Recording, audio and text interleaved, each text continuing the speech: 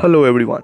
Sony recently announced Spider-Man Miles Morales as a release title for PlayStation 5, which makes me really excited for this one, as Miles' unique powers could be all set to spice up the stealth gameplay in the sequel. However, I can't afford a PlayStation 5 until and unless you guys are subscribing to my channel, so please do subscribe to Studio De Sagar.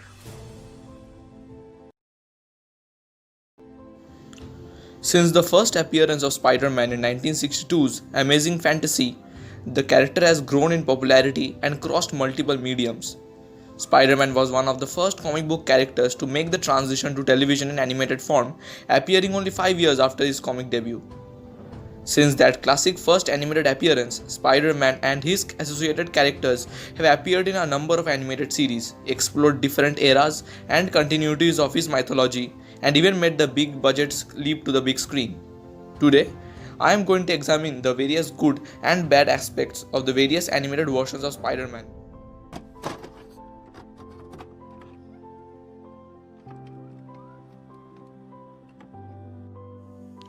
Number 10. Spider-Man Unlimited. One of the more unusual entries on this list is 1999's Spider-Man Unlimited.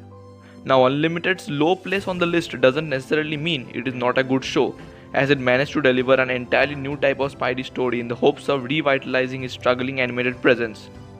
Unfortunately, despite transplanting the hero in a specific new nanotech suit to a counter-Earth controlled by the geneticist High Evolutionary, the series didn't take off as Fox expected. Despite some interesting new characters and Spider-Man's new role as a rebellion leader, the dramatic change in setting and huge fail with the characterizations of Venom and Carnage keep Unlimited low in the rankings. Number 9. Spider-Man and His Amazing Friends. Spider-Man and His Amazing Friends aired concurrently with another Spidey animated series in the 80s, though Amazing Friends is definitely more widely remembered by fans today. This is largely due to the fact that the series varied widely from the Marvel continuity by teaming Spidey up with Iceman and Firestar, who was created for the show when Fantastic Four's Human Torch wasn't able to appear. While the popularity of Firestar led to her eventual debut in the comics, little else from the series holds up today, considering the occasional absurdity of the series. Let's face it, Spider-Man could never have afforded a high-tech headquarters with his Spider friends. Number 8. The Ultimate Spider-Man 2012. Following the accusation of Marvel by Disney, all Marvel animated series like Avengers, Earth's Mightiest Heroes, created out studio were cancelled and new series like Avengers Assemble were created to air on Disney XD. Ultimate Spider-Man took inspiration from the comic of the same name by Brian Michael Bendis and Mark Bagley. The series imagined a youthful Peter Parker as the leader of S.H.I.E.L.D. sponsored hero team, which sounds good in theory. However, Ultimate Spider-Man was geared towards a much younger audience than previous animated series, losing some of the older generation of fans. Number 7. Spider-Man the New Animated Series. The mostly unseen Spider-Man the New Animated Series first aired in 2003 on MTV, but didn't reach the level of mainstream popularity that some of the other animated Spideys. The new animated series was loosely based on the Sam Raimi films that included celebrity voices like Neil Patrick Harris as Peter Parker, Ian Ziering as Harry Osborn, Lisa Loeb as Mary Jane Watson. Number 6. Spider-Man 1981. The 80s saw a new take on Spider-Man hit the small screen in a couple of ways. In 1981, Spider-Man aired alongside the previously mentioned Spider-Man and His Amazing Friends and focused on college student Peter Parker. The series also featured a new recurring threat in the form of Doctor Doom, which greatly enhanced the stakes on the Wallcrawler's adventures. The series also featured a number of other Marvel superhero cameos like Namor, Captain America, the X-Men, Khazar, and a wide selection of villains. Number 5. Marvel's Spider-Man. The newest and still running animated series featured a widely different take on the web-slinger, inspired by the more youthful cinematic version played by Tom Holland in the Marvel Cinematic Universe. Marvel's Spider-Man features a young Peter Parker in an advanced science school alongside a number of reimagined characters, both heroic and evil. Much of the wall crawler's rogues gallery has been adapted to fit into either the teacher or the student mold, which can feel inauthentic at times, but the series has streamlined the convoluted continuity to allow young Peter to work alongside newer characters like Miles Morales, Spider-Man, Spider-Gwen and Spider-Girl. Number 4. Spider-Man 1967.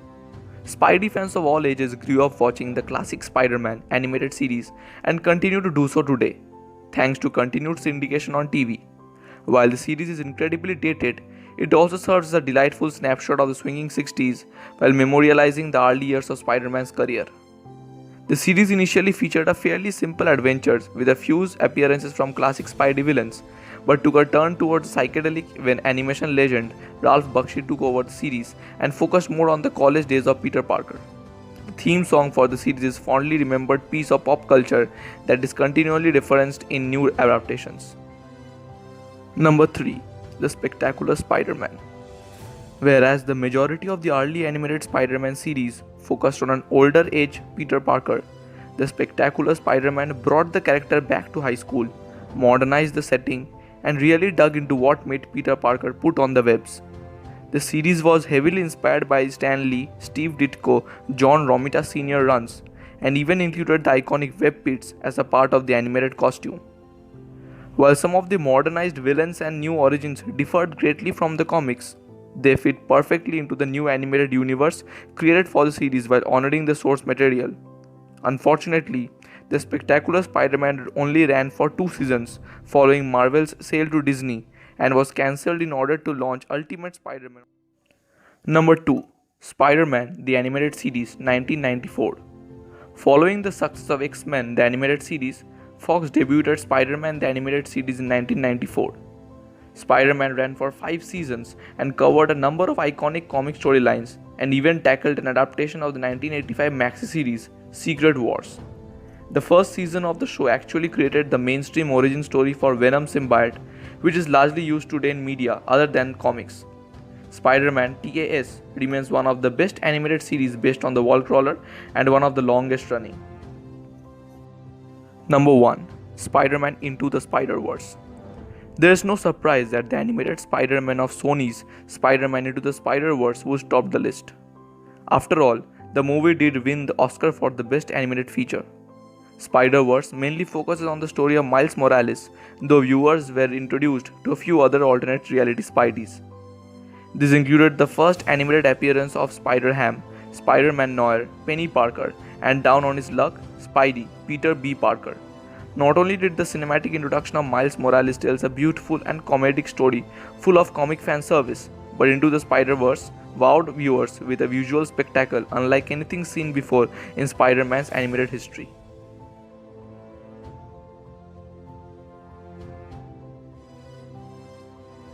Well guys, there is another video in which I have combined some of my favorite Spidey intros from these animated versions, which have been uploaded on my Instagram page. The handle is right here in front of you, and I've also given the link in my description, so please do check that. And there is one more thing which I would like to remind you. I hope you guys are powerful enough to hit that red button, that red subscribe button down below. So please do so, because with great power comes great responsibility. I felt like I'm making a video on Spider-Man, and if I don't use that particular line, then it would seem a bit incomplete to me. So yeah, that's it. Thank you for watching, and take care. Goodbye.